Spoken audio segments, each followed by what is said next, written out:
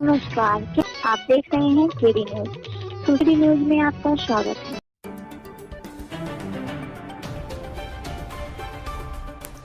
उत्तर प्रदेश की योगी सरकार में माफियाओं के खिलाफ लगातार कार्रवाई जारी है।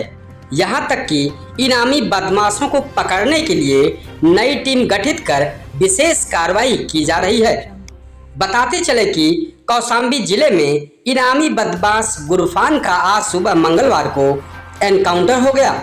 मंगलवार की सुबह 1.25 लाख के इनामी गुरफान को एसटीएफ की टीम ने चारों तरफ से घेर लिया।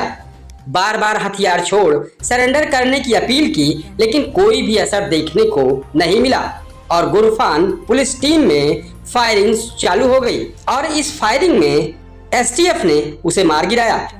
गौरतलब हो कि कौशाम्बी जिले के समदा इलाके में मुठभेड़ हुई है।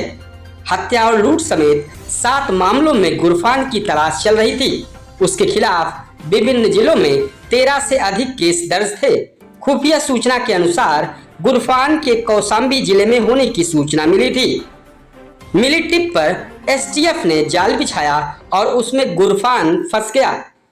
सुल्तानपुर जनपद के एसपी सोमेन वर्मा ने मीडिया से मुलाकात के दौरान बताया कि यह अपराधी सुल्तानपुर में 25,000 का इनामिया भी है।